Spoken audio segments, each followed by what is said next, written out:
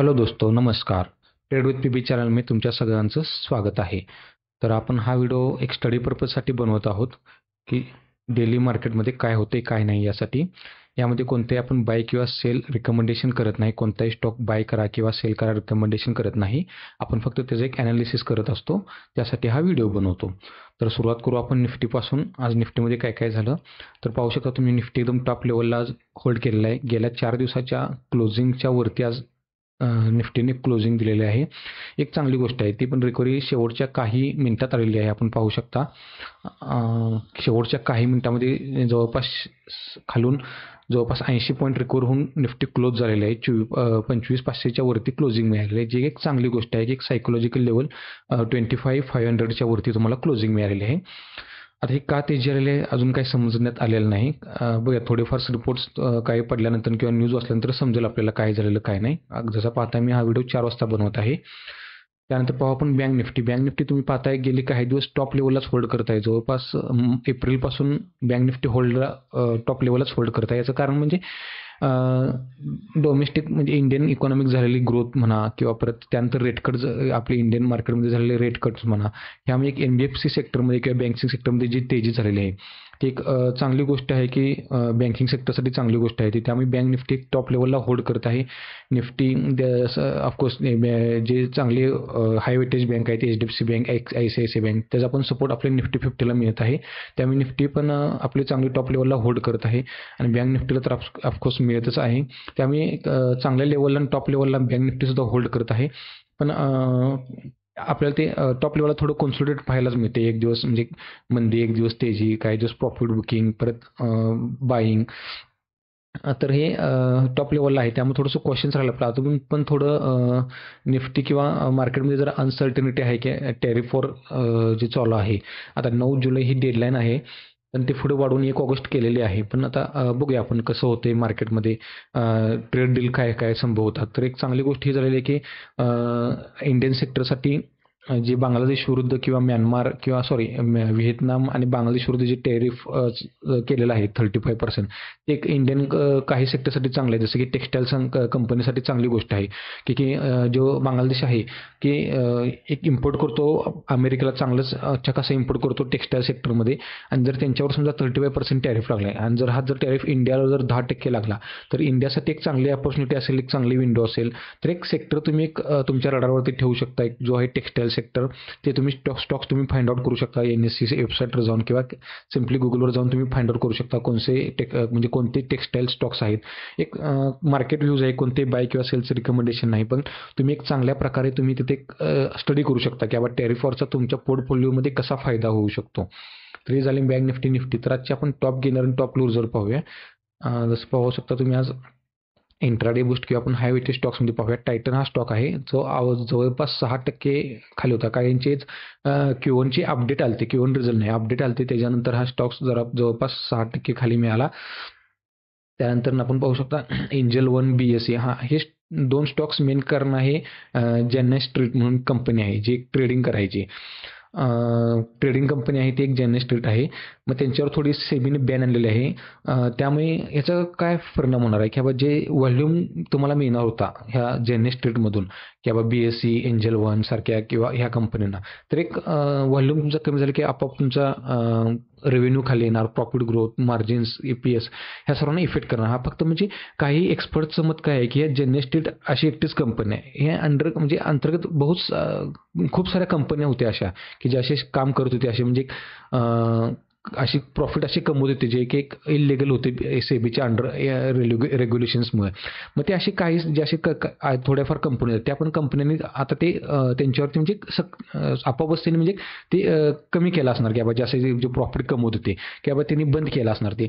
तर ते आपल्याला ते सहजीच समजू शकणार नाही. तर आता काही एक्सपर्टचं काय मत आहे काय की ते आता 2-3 किंवा 3 एक्सपायरीच्या मध्ये काय व्हॅल्यूम होतो, काय व्हॅल्यूम कमी जास्त होतो, याच्यावरून आपल्याला समजेल बाबा काही नाही म्हणजे खरंच की बाबा इफेक्ट होणार आहे काय BSE, एंजल वन सारख्या कंपन्यांच्या व्हॅल्यूमवरती किंवा त्यांच्या ट्रेडिंग व्हॉल्यूमवरती. तर एक गोष्ट थोडंफार क्वेश्चन्स राहिलं पाहिजे आपण एंजल वन BSE जोपर्यंत पुढचे काही दिवस रिपोर्ट येत नाही तोपर्यंत किंवा खरंच व्हॅल्यूम कमी होतो का जास्त होतो ते पाहणं गरजेचं आहे किंवा खरंच इफेक्ट होतो का त्या ज्यांना स्टेट अंतर्गत आणि काही त्यांच्यासारख्या ट्रेडिंग करणाऱ्या आणि कंपनी जे त्यांनी बंद केलेलं आहे का नाही का खरंच त्या कंपनी आणि कोण अशा कंपन्या काम करत होत्या का की त्यांनी पण प्रिकॉशन्स म्हणून त्यांनी पण ते बंद केलं असेल ट्रेडिंग करणे तर याचा व्हॅल्यूम आपल्याला समजून जाईल कमी होते का जास्त होतोय. त्यानंतर तसंच NSPC आज तुम्हाला हे चांगल्याच ह्याच्यावरती मिळेल चांगल्याच गेनिंगवरती. आपण आज त्यानंतर सेक्टरल फ्लो बघू कोणता होता. आज रिअल्टी सेक्टर तुम्हाला पाहू शकता तुम्ही रिअल्टी सेक्टर आज टॉप गेनर होता. त्यानंतर होता फिन सर्व्हिसेस जे की बँकिंग सेक्टरमध्ये म्हणजे नॉन बँकिंग फायनान्स सर्व्हिसेस अशा कंपन्या त्या फिन सर्व्हिसेसमध्ये येतात. प्रायव्हेट बँक तुम्हाला बँकिंग सेक्टर्स तुम्ही काही दिवस तुम्ही पाहू शकता की बँकिंग सेक्टर्स तुम्हाला टॉप गेनर्स वगैरे ह्याच्यामध्ये दिसतात ह्या. त्यानंतर डाऊनग्रेड आहे फार्मा सेक्टर. फार्मा सेक्टरमध्ये तुम्हाला इथे दिसेल असं किंवा डाऊनग्रेड आहे. हे थोडीफार प्रॉफिट बुकिंग पण म्हणू शकता तुम्ही. ऑल सेक्टर्समध्ये तुम्ही पाहू शकता फार्मा सेक्टर कुठे आहे ते बघू शकता एक लगातार एक कंटिन्यूस रॅली होती मार्केटची इथून फार्मा सेक्टरची. तर एक काल आज थोडीफार प्रॉफिट बुकिंग आलेलं आहे फार्मा सेक्टरमध्ये. ते तुम्ही पाहू शकता की ज्यांना कोणाला एंट्री करायची आहे म्हणजे इन्व्हेस्टमेंट किंवा स्विंग म्हणा की असे जे सेक्टोरल हे आहेत तुमचे चार्ट आहे ते सेक्टोरलचे हे निफ्टी फार्मा सेक्टरचा चार्ट आहे. हे पाहून तुम्ही तुमचे एक तुम्हाला व्ह्यूज मिळू शकते बा कोणत्या स्टॉक समजा तुम्ही एक फार्मा सेक्टरमध्ये स्टॉक आहे तुमचे त्यात इन्व्हेस्टमेंट करणार आहात तर तुम्ही एक ह्या चार्टशी तो चार्ट तुम्ही मॅच करून तुम्ही एक इन्व्हेस्टमेंट करू शकता. कारण कोणतंही म्हणजे एक रिकमेंडेशन नाही फक्त एक स्टडी पर्पज आहे. हा एक आज तुम्ही पाहू शकता कंटिन्यूस रॅलीनंतर एक आज चांगले एक प्रॉफिट बुकिंग तुम्हाला फार्मा सेक्टरमध्ये बघायला मिळू शकते. त्यानंतर सिम्पली इथे कोटक महिंद्रा एक स्टॉक दिसत होता आपल्याला त्यावरती तुम्हाला एक ओव्हरव्ह्यू घेऊया आपण. कोटक महिंद्रा बँक कोटक महिंद्रा बँक तुम्ही पाहू शकता. तिथं आपण याला कम्पेअर करूया थोडंफार निफ्टी 50शी. तुम्ही पाहू शकता निफ्टी 50 आणि कोटक महिंद्रामध्ये काय फरक दिसतोय ज्या हे चालू होतं ना ह्या एरियात ज्यावेळी जुलै मागच्या लास्ट इयर जुलैमध्ये त्यावेळी मग त्यांचं ना एक थोडेफार कॉन्कॉल्स म्हणजे किंवा तुमचे हे वाचलेले ट्रान्सक्रिप्ट आपण त्याची वाचलेले ह्या कंपनीचे कोटक महिंद्राचे जुलै ऑगस्टच्या आसपास. मग त्यावेळी ना त्या कॉन्कॉल्समध्ये ना मला एक स्ट्रॉंग ग्रोथ दिसत होती. म्हणजे रेकमेंडेशन होतं की माझ्या पोर्टफोलिओमध्ये हा स्टॉक्स नाही आहे की माझ्यामध्ये एक स्ट्रॉंग हे दिसत होती की बाबा ग्रोथ दिसत होती या स्टॉक्समध्ये. मग त्यावेळी माझ्या रडारवरती होता पण त्यावेळी पण पूर्णपणे जुलै ऑगस्ट नंतर थोडंफार मार्केट पूर्णपणे मतलब कन्सोलिडेट होत होतं कन्सोलिडेट टू डाऊनसाईड होत होतं त्यामुळे कोणते एंट्री मी घेत नव्हतो आणि घेतली सुद्धा नाही.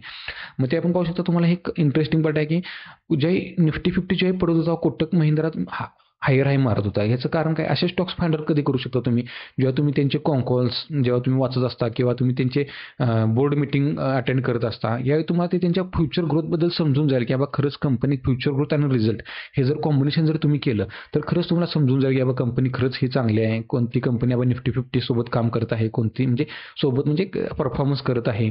तर हे तुम्हाला ते समजून जाईल की बाबा म्हणजे कंपनी आणि आपलं सेक्टर आता निफ्टी 50 पूर्णपणे डाऊन होती म्हणजे साईडवेज डाऊन साईडला होती निफ्टी 50 आणि तेव्हाच आपली कोटक महिंद्रा बँक आपण हायर हाय मारत होती. आपण पाहू शकता हे बघा एप्रिलला. इथं फार त्यांचा रिझल्ट आलेला चांगला नव्हता लागलेला.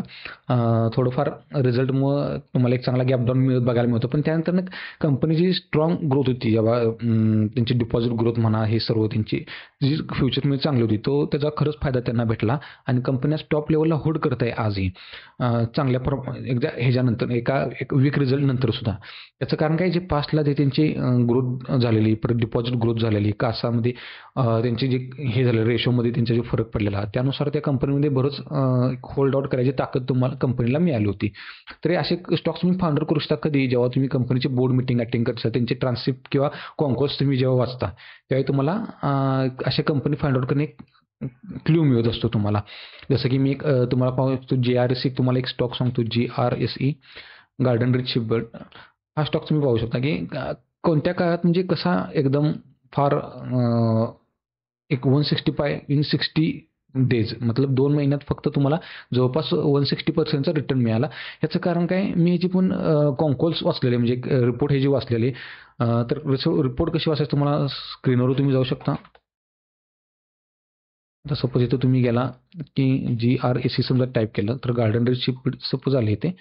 तर इथे जाऊन मी ना हे ट्रान्सक्रिप्ट आहे बघा, मेमध्ये आलेली ह्यांची ट्रान्सक्रिप्ट. तर हे मी वाचलेले पूर्णपणे. ह्यात मला पूर्ण सर्व माहिती म्हणजे सर्व माहिती मिळत होती मला. तर ह्यांचं म्हणणं काय आहे की बाबा कंपनी 26-27ला कंपनीचं एक म्हणजे हाय टर्नओव्हर किंवा हाय एकदम जी तुमचा चांगला रिपोर्ट मिळणार आहे तो 26-27च्या 26 टू 26 मे आणि 27 मेच्या आसपास तुम्हाला एक चांगली ग्रोथ कंपनीमध्ये मिळणार आहे. जे ह्यांचं जसं हे एक हे होतं मीटिंगमध्ये त्यांनी असं बोललं, ह्यांचं म्हणणं होतं हे.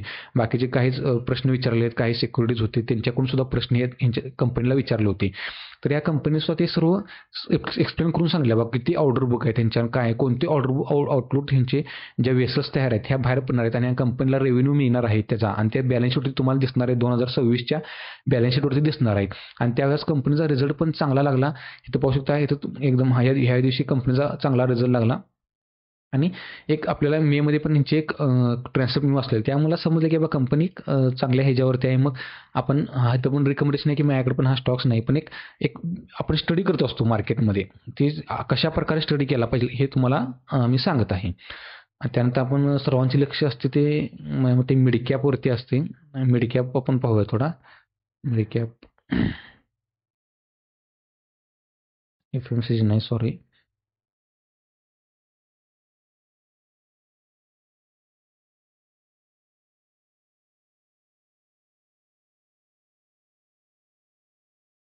स्मॉल कॅप एक आहे. स्मॉल कॅप पण तुम्ही पाहू शकता, अगदी टॉप लेवलला होल्ड करत आहे.